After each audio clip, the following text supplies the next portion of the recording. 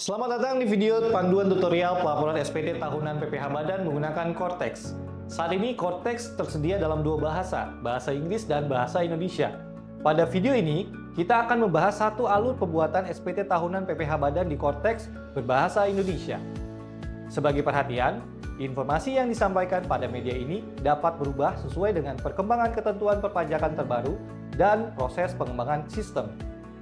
Tutorial ini akan menjelaskan tentang tata cara pengisian SPT tahunan PPH bagi wajib pajak badan yang bergerak di bidang usaha perdagangan dan memiliki penghasilan bruto antara 4,8 miliar sampai dengan 50 miliar setahun. Berikut 4 tahapan pelaporan SPT tahunan PPH badan, yaitu tahap persiapan dokumen, tahap login dan buat SPT dengan akun PIC, tahap pengisian induk SPT, dan terakhir, tahap pengisian lampiran SPT. Tahap pertama, persiapan dokumen. Pada tahapan ini, silakan kawan pajak mempersiapkan dokumen yang dibutuhkan, antara lain laporan laba rugi, neraca, bukti pemotongan atau pemungutan PPH dari lawan transaksi tentunya, dan atau dokumen lainnya. Masuk tahapan kedua, login dan buat SPT. Untuk login ke aplikasi Cortex, silakan kawan pajak kunjungi laman www.cortexdjp.pajak.go.id. Kemudian, isikan nomor identitas penanggung jawab atau wakil atau kuasa wajib pajak yang telah ditunjuk oleh perusahaan. Dalam hal ini adalah NIK atau NPWP 16 digit orang pribadi. Lanjutkan dengan menuliskan kata sandi, kode keamanan, lalu klik login. Setelah berhasil login, pada kolom drop-down list, akun wajib pajak, pilih NPWP perusahaan untuk melakukan impersonate ke akun wajib pajak badan. Pastikan sudah muncul keterangan, "You are currently impersonating user perusahaan" sebelum lanjut ke tahap berikutnya. Untuk melanjutkan pelaporan SPT tahunan PPH badan, silakan kawan pajak pilih modul surat pemberitahuan atau SPT, lalu pilih menu surat pemberitahuan atau SPT. Pada halaman submenu konsep SPT, silakan kawan pajak klik buat konsep SPT. Selanjutnya, silakan pilih jenis SPT PPH badan. Klik lanjut. Kemudian, kawan pajak pilih periode dan tahun pajak. Klik lanjut. Berikutnya, pilih model SPT normal, diakhiri dengan pilih buat konsep SPT. Selanjutnya, draft SPT PPH badan akan terbentuk dan muncul pada daftar konsep SPT. Berikutnya, klik icon pensil untuk membuat draft SPT tahunan badan.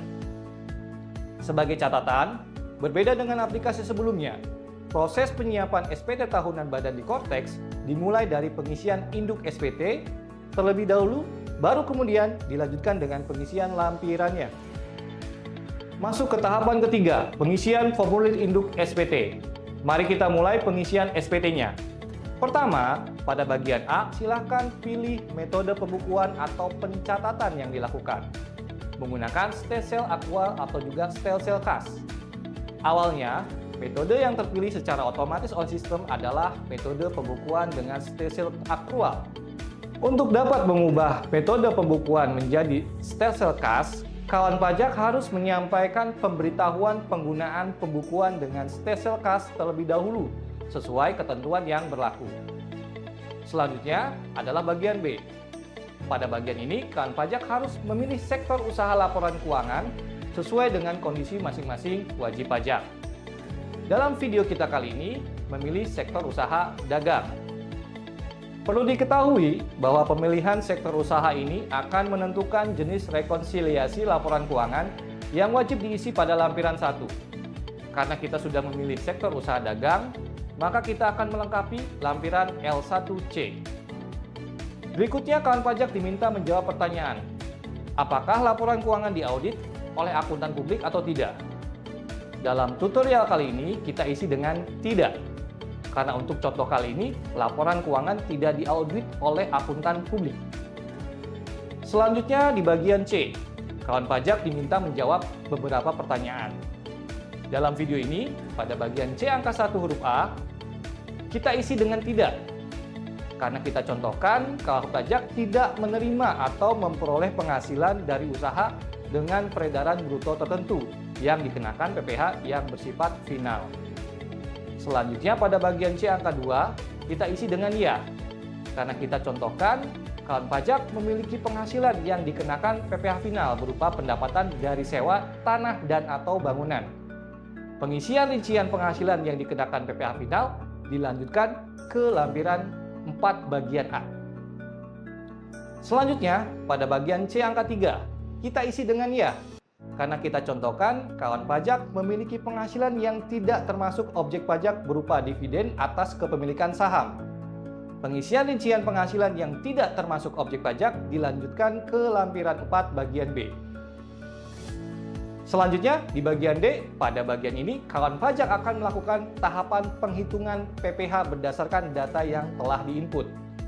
Bagian D angka 4 diisi dengan penghasilan neto fiskal sebelum fasilitas pajak, yang dipindahkan dari hasil penjumlahan bagian A kolom 10 atau A10 pada lampiran 1. Bagian D angka 5 kita isikan dengan tidak, karena kita contohkan kawan pajak tidak mendapatkan fasilitas perpajakan dalam rangka penanaman modal berupa pengurangan penghasilan neto.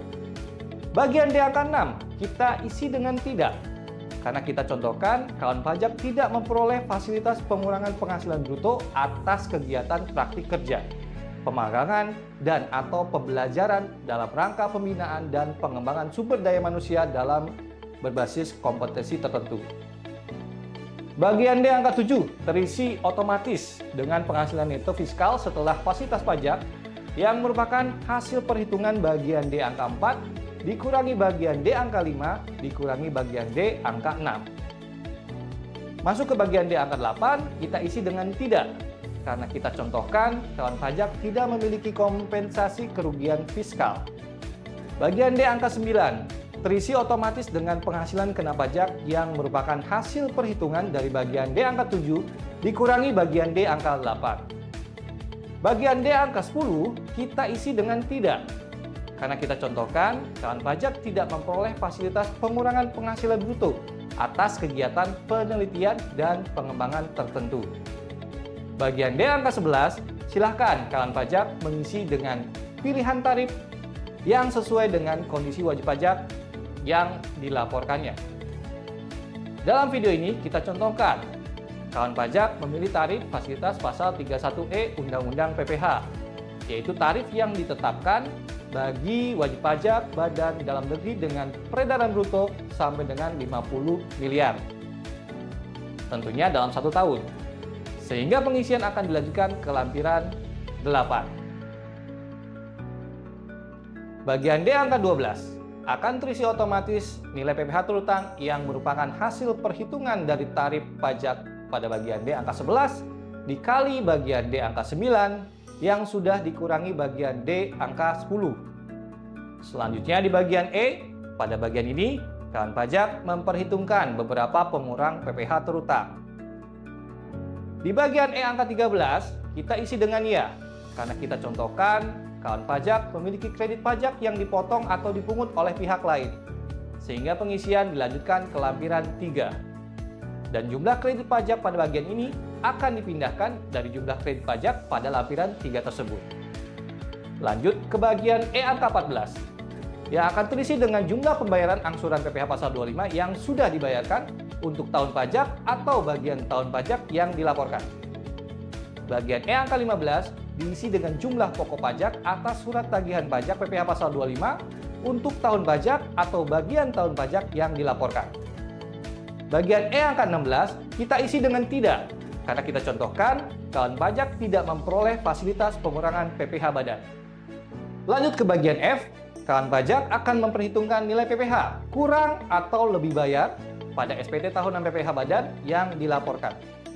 Bagian F angka 17 huruf A menunjukkan secara otomatis nilai PPh yang kurang atau lebih bayar. Pada bagian F angka 17 huruf B kita isi dengan tidak, karena kita contohkan kawan pajak tidak memperoleh surat keputusan persetujuan pengangsuran atau penundaan pembayaran pajak. Bagian F angka 17 huruf C menunjukkan secara otomatis nilai PPh yang masih harus dibayar atau lebih dibayar. Bagian F angka 18 huruf A dan B akan terisi otomatis. Nilainya jika SPT tahunan kawan pajak dilakukan pembetulan. Selanjutnya, pada bagian angka 19 huruf A, kawan pajak memilih prosedur pengembalian akan diselesaikan melalui pemeriksaan atau pengembalian pendahuluan sesuai ketentuan perpajakan yang berlaku. Sedangkan pada bagian angka 19 huruf B, kawan pajak memilih nomor rekening yang sudah diinput pada profil wajib pajak yang akan digunakan sebagai tujuan pengembalian kelebihan pembayaran pajak.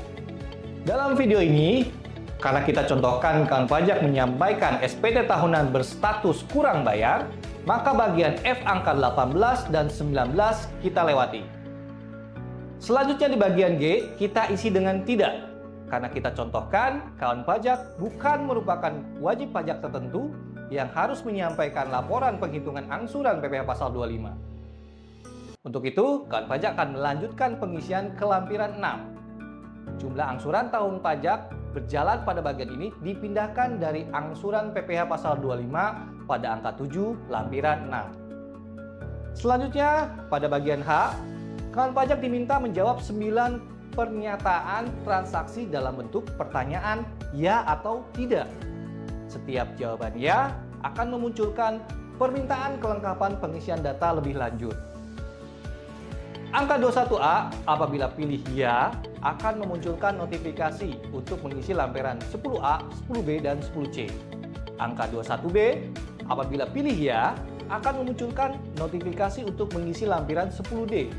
Angka 21C apabila pilih ya akan memunculkan notifikasi untuk mengisi lampiran 2 tabel B.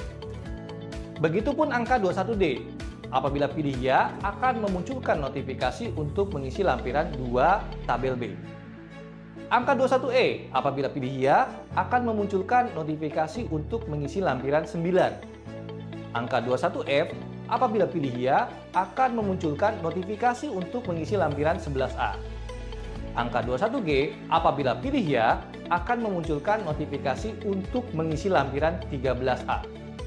Angka 21H apabila pilih ya akan memunculkan notifikasi untuk mengisi lampiran 14. Angka 21I apabila pilih ya akan diminta menyampaikan laporan realisasi investasi secara terpisah pada modul layanan wajib pajak. Dalam video ini, semua pernyataan kita pilih jawaban tidak, kecuali pertanyaan angka 21E. Apakah wajib pajak membebankan biaya penyusutan dan atau amortisasi fiskal? Kita pilih jawabannya ya. Karena kita contohkan, kawan pajak memiliki harta yang harus dihitung, nilai penyusutan atau amortisasinya secara fiskal. Sehingga wajib pajak akan melanjutkan pengisian ke lampiran 9. Pada bagian I, kawan pajak diminta untuk mengunggah lampiran-lampiran yang dipersyaratkan sebagai kelengkapan penyampaian SPT tahunan PPh Badan. Dalam video ini, kita wajib melampirkan laporan keuangan atau laporan keuangan yang telah diaudit pada bagian I, huruf A, angka 1 dengan klik pilih, kemudian pilih file laporan keuangan dalam bentuk file PDF, pilih open, dan lanjutkan dengan klik unggah. File laporan keuangan yang berhasil diunggah akan terlihat pada kolom terkait. Selain itu, pada bagian ini kawan pajak juga dapat mengunggah dokumen-dokumen lainnya yang memang dipersyaratkan. Pada bagian J, kawan pajak harus mencentang pernyataan dan mengisikan posisi penandatangan sebelum melakukan penyampaian SPT tahunan PPh Badan. Nah, berikutnya kita masuk ke tahapan keempat, yaitu pengisian lampiran SPT. Kita mulai dengan lampiran 1C. Lampiran 1 memuat informasi atau data mengenai laporan keuangan perusahaan. Lampiran 1 akan muncul secara otomatis setelah kawan pajak melakukan pemilihan sektor usaha pada drop-down list di bagian B angka 1 di halaman induk SPT. Dalam video ini, sektor usaha yang dipilih adalah sektor perdagangan. Maka lampiran 1 yang tertampil adalah lampiran L1C. Sebagai informasi, apabila kawan pajak adalah bagian dari wajib pajak yang menyampaikan laporan keuangan dengan format XBRL, maka kolom laporan keuangan komersil dapat terprepopulasi secara file XBRL yang telah dibuat sebelumnya. Jika tidak, maka kawan pajak perlu memasukkan data laporan keuangan secara key-in pada lampiran 1 ini. Lampiran 1 terdiri dari 2 bagian utama, yaitu bagian A, laporan laba rugi, dan bagian B, laporan posisi keuangan atau neraca. Kita akan melakukan input data secara key-in sesuai dengan contoh laporan keuangan yang telah disiapkan untuk keperluan tutorial SPT tahunan PPh Badan ini. Pada video kali ini akan dicontohkan cara penginputan bagian A terkait dengan laporan laba rugi untuk akun-akun sebagai berikut. Contoh pertama untuk akun penjualan domestik. Kita isikan dengan langkah berikut ini. Berikutnya kita masuk ke akun yang berikutnya, yaitu akun kedua. Gaji, upah, bonus, gratifikasi, honorarium, THR, dan sebagainya. Kita isikan dengan langkah seperti ini. Nilainya adalah 4 miliar, ada koreksi fiskal, kodenya adalah FPO 12 sebesar 1 miliar. Akun yang ketiga sebagai contoh, kita isikan pendapatan usaha lainnya. Nilainya 1,5 miliar. Setelah memastikan semua data selesai, silakan kawan pajak klik simpan. Selanjutnya kita isi bagian B, laporan posisi keuangan atau neraca. Berbeda dengan langkah yang dilakukan pada bagian A, pada bagian B ini kita isikan langsung data pada kolom yang disediakan sesuai dengan data neraca yang kita miliki. Sebagai catatan, isikan angka 0 pada isian yang memerlukan isian angka.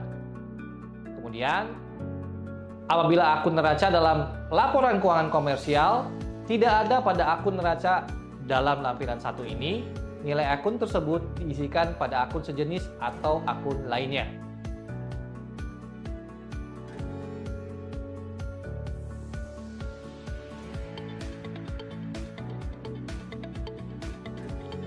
Setelah memastikan semua data selesai diisi, silahkan kawan pajak klik simpan konsep.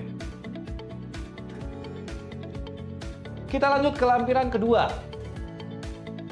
Kita gulir ke atas kembali dan pilih L2 untuk mengisi atau melengkapi lampiran 2. Lampiran 2 memuat informasi atau data terkait daftar pemegang saham atau pemilik modal, jumlah dividen atau pembagian laba yang dibagikan, dan daftar susunan pengurus dan komisaris. Data-data pada lampiran 2 akan ditampilkan secara otomatis pada draft SPT yang dibuat. Pada lampiran ini akan muncul daftar pemegang saham dan daftar pengurus yang disesuaikan dengan data yang ada pada profil akun Korteks Badan. Kawan pajak dapat mengklik ikon pensil pada setiap daftar pemegang saham atau pengurus untuk menyesuaikan terkait data negara asal, jumlah dan persentase modal disetor, dan jumlah pembagian laba yang diberikan atau dividennya. Apabila terdapat perubahan dan perbedaan data susunan pengurus, silakan lakukan perubahan data wajib pajak pada modul portal saya, menu profil saya pada akun Korteks Badan. Jika isian sudah lengkap dan sesuai, silakan gulir ke bawah dan klik simpan konsep. Lanjut ke lampiran L3. Kita gulir ke atas kembali dan pilih tab L3 untuk mengisi atau melengkapi lampiran ketiga. Lampiran 3 memuat informasi atau data mengenai penghasilan dari luar negeri dan atau PPh yang dipotong atau dipungut pihak lain. Untuk daftar penghasilan dari luar negeri, data tidak terisi secara otomatis, sehingga kawan pajak perlu memasukkan data secara key-in. Untuk menambahkan data baru, klik tambah, lengkapi data, dan kemudian diakhiri dengan klik simpan. Untuk daftar pajak penghasilan yang dipotong pihak lain, data akan terisi secara otomatis berdasarkan data bukti potong PPh yang diterbitkan oleh pihak lain. Kawan pajak dapat menghapus data bukti potong dengan mengklik ikon hapus atau menambahkan data bukti potong secara key-in. Dalam hal data bukti potong yang kawan pajak miliki tidak tersedia pada daftar. Isikan NBP, jenis pajak yang dipotong, nilai DPP, pajak penghasilan, nomor dan tanggal bukti pemotongan, lalu kemudian diakhiri dengan klik simpan. Dalam video kali ini akan dicontohkan wajib pajak badan melakukan kegiatan pengadaan barang ke instansi pemerintah. Kemudian akan terdapat bukti pemungutan unifikasi PPh pasal 22 yang tentunya bisa menjadi kredit pajak. Data yang dimaksud kita akan isikan adalah DPP 10 juta, PPh terutang 150.000. Caranya gimana? Caranya klik tambah di bagian B dan isikan data-data bukti pemungkutan yang tadi saya sebutkan. Jika isian sudah lengkap dan sesuai, silahkan gulir ke bagian bawah dan klik simpan konsep. Berikutnya kita lanjut ke lampiran L4. Gulir ke atas kembali dan pilih tab L4 untuk mengisi atau melengkapi lampiran 4. Lampiran 4 memuat informasi atau data mengenai bagian A, penghasilan yang dikenakan PPh final, dan bagian B, penghasilan yang tidak termasuk objek pajak. Daftar penghasilan yang dikenakan PPh final akan terisi secara otomatis jika lawan transaksi telah menerbitkan bukti potong atau kawan pajak telah melakukan penyensoran sendiri PPh final selama tahun pajak pelaporan SPT. Namun, kawan pajak tetap dapat melakukan perubahan data, yaitu untuk menambah atau menghapus. Pada lampiran ini, terkait data dengan cara mengklik ikon pensil atau tempat sampah. Sedangkan daftar penghasilan yang tidak termasuk objek pajak dapat kawan pajak tambahkan terkait datanya dengan cara key in. Dalam video kali ini akan dicontohkan penginputan secara key in untuk bagian A dan bagian B. Caranya gimana? Caranya klik tombol tambah.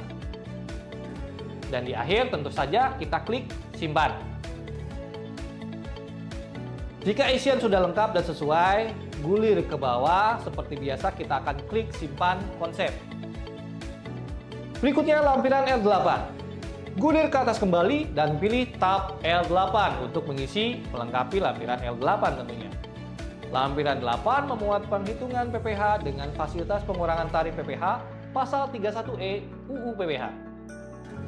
Masukkan nilai peredaran bruto setahun pada kolom angka 1. Sistem akan menghitung penghasilan kena pajak yang mendapat dan tidak mendapat fasilitas pada angka 2. Sistem juga akan menghitung pajak penghasilan yang mendapat dan tidak mendapat fasilitas pada angka 3 sesuai tarif PPh pasal 31E.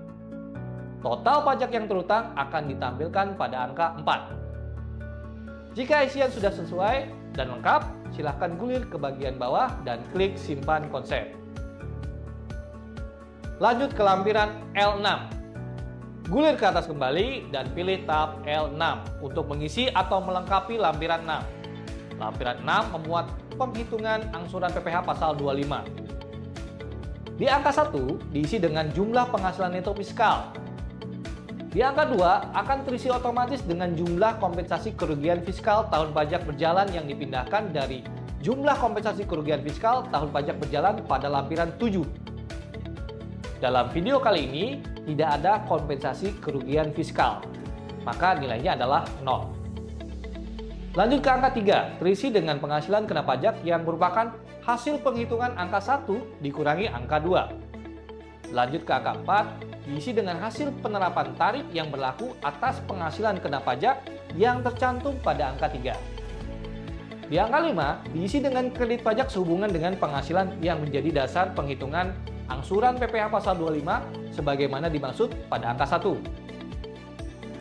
Dan berikutnya angka 6, diisi dengan jumlah PPh yang masih harus dibayar sendiri yang merupakan hasil perhitungan dari angka 4 dikurangi dengan angka 5. Dan terakhir di angka 7 diisi dengan jumlah angsuran PPh pasal 25 tahun pajak berjalan, yaitu hasil dari angka 6 dibagi 12 atau banyaknya jumlah bulan dalam bagian tahun pajak. Jumlah angsuran PPh pasal 25 tahun pajak berjalan pada bagian ini dipindahkan ke formulir induk bagian G. Penghitungan angsuran PPh pasal 25 tahun berjalan. Jika isian sudah lengkap dan sesuai, silakan gulir ke bawah dan klik simpan konsep. Lanjut ke lampiran L9. Selanjutnya kita gulir ke atas kembali dan pilih tab L9 untuk mengisi atau melengkapi lampiran 9. Lampiran 9 memuat informasi atau data tentang biaya terkait biaya penyusutan dan atau amortisasi fiskal.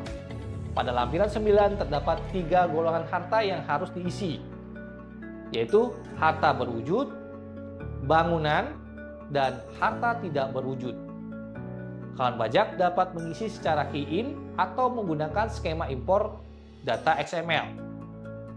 Pada perhitungan penyusutan harta berwujud, terdapat 4 kelompok harta, yaitu kelompok 1, 2, 3, dan 4. Pada perhitungan penyusutan bangunan, terdapat 2 kelompok bangunan, yaitu bangunan permanen dan tidak permanen. Sementara pada perhitungan amortisasi, harta tidak berwujud, sama seperti harta berwujud, terdapat 4 kelompok harta, yaitu kelompok 1, 2, 3, dan 4. Perbedaan kelompok tersebut menunjukkan perbedaan tarif penyusutan dan atau amortisasi berdasarkan metode penyusutan atau amortisasi yang dipilih. Silakan kawan pajak isi data terkait jenis harta, bulan atau tahun perolehan, harga perolehan, nilai sisa buku fiskal pada awal tahun, metode penyusutan atau amortisasi, besar penyusutan atau amortisasi fiskal tahun ini, yaitu sesuai dengan golongan dan kelompok hartanya. Dalam video kali ini akan dicontohkan pengisian secara key-in untuk harta berwujud kelompok 1 peralatan elektronik, yang mana masanya adalah Januari 2024, nominalnya adalah 20 juta, terkait dengan metode penyusutannya adalah garis lurus, dan nilai terkait dengan penyusutannya adalah sebesar 5 juta. Caranya seperti ini.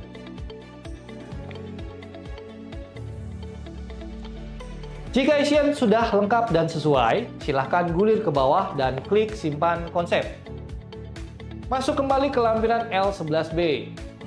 Kita gulir ke atas, pilih tab L11B untuk mengisi atau melengkapi lampiran 11B. Lampiran 11B memuat penghitungan biaya pinjaman yang dapat dibebankan untuk keperluan penghitungan pajak penghasilan.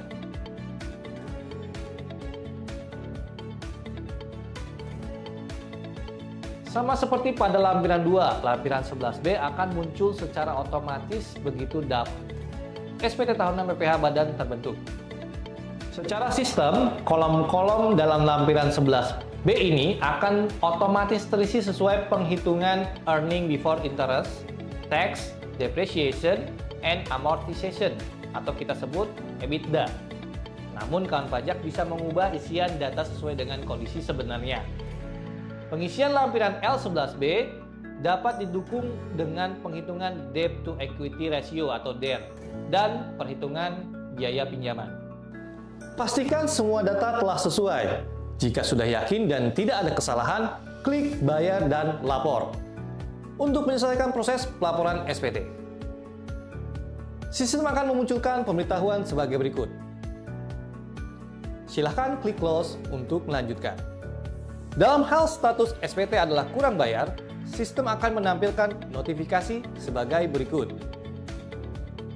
Apabila SPT tahunan yang akan disampaikan terkait dengan perpanjangan jangka waktu penyampaian SPT tahunan dan telah mendapatkan izin, maka kawan pajak dapat menggunakan saldo pembayaran yang belum digunakan pada akun 411618-200 untuk memilihnya, klik tombol ya. Namun jika tidak, silakan pilih tidak. Selanjutnya, sistem akan memberikan notifikasi apakah wajib pajak ingin melunasi pajak yang terutang menggunakan deposit pajak atau melalui pembuatan kode billing. Silakan pilih salah satu metode pembayaran. Pilihan deposit pajak akan muncul jika saldo deposit tersedia minimal senilai pajak terutang. Apabila kawan pajak tidak mempunyai saldo deposit atau saldo deposit kurang dari pajak terutang, maka sistem hanya akan memunculkan pilihan Generate Kode Billing. Selanjutnya, tanda tangani SPT kawan pajak dengan memilih penyedia tanda tangan dan masukkan pasprase kawan pajak. Kemudian lalu klik konfirmasi tanda tangan. Apabila kawan pajak melakukan pembayaran menggunakan deposit, status SPT akan otomatis dilaporkan.